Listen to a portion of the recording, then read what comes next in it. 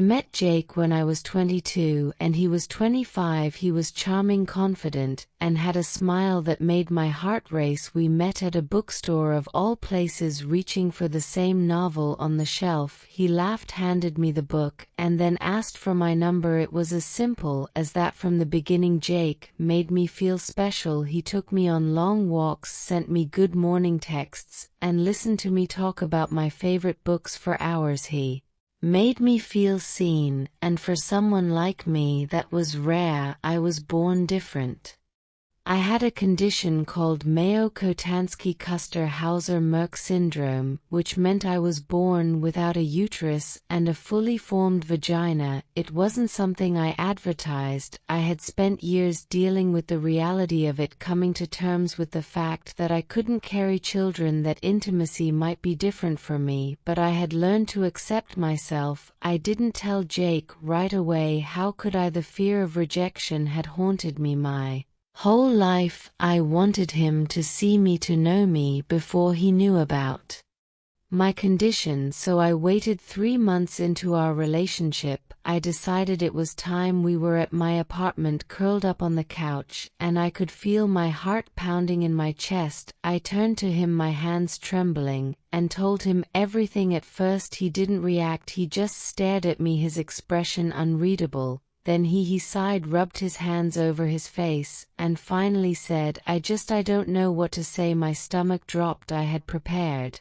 for this, but that didn't make it hurt any less. It's okay if this changes things for you, I whispered, bracing myself for the worst. I love you, he said after a long pause, taking my hands in his. I don't know what this means for us, but I love you. I believed him. I wanted to believe him. For a while things were okay. We navigated intimacy in our own way, found ways to be together that made us both happy. I thought we were solid, that we had built something strong enough to last, but then Jake started changing. He became distant. He stopped texting as much, stopped holding my hand when we were out together. When I asked him what was wrong, he always had an excuse. Work was stressful, he was tired, he just needed space. I tried to believe him, I tried to hold on, but then I saw the messages. It was an accident. He had left his phone on the nightstand while he was in the shower, and a notification popped up. I wasn't the kind of person to invade someone's privacy, but something in my gut told me to look. It was from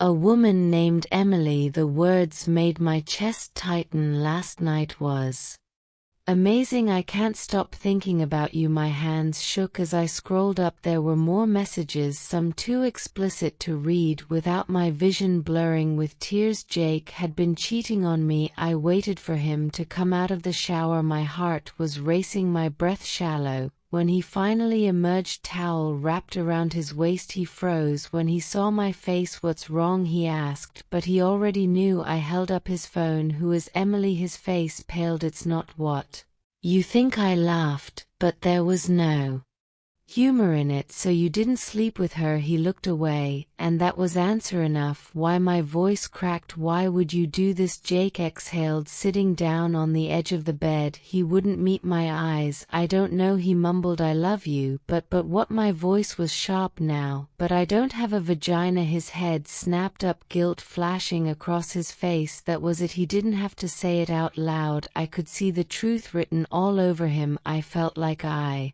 couldn't breathe. So that's it, I whispered. You love me, but not enough to stay faithful, to talk to me about how you're feeling instead of running to someone else. I didn't plan for this to happen, he said, and I could hear the shame in his voice. I was struggling with it, and I didn't know how to talk to you about it. I didn't want to hurt you. I wiped in my tears. But you did. You hurt me more than you ever could have if you had just been honest. We sat in silence for a long time. There was nothing left to say. Jake had made his choice, and now I had to make mine. I stood up, my hands clenched into fists to keep them from shaking. I want you to leave. He looked up at me, eyes wide. Please, let's talk about this. No, my voice was steady now, strong. I deserve better than this. I deserve someone who sees me for more than what I was born without. Tears filled his eyes, but I didn't care. I turned away as he packed his things, as he walked out of my apartment and out of my life. I grieved. I let myself cry,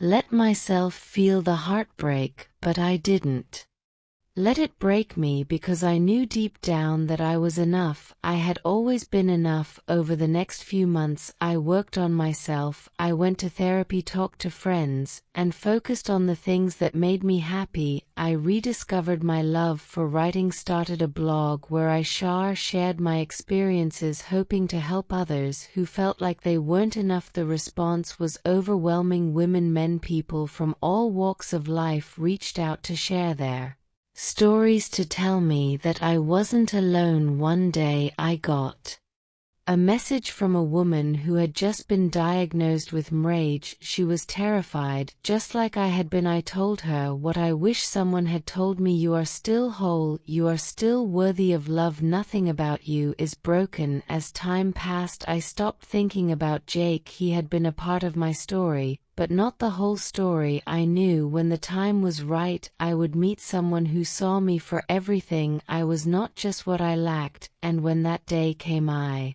would be ready.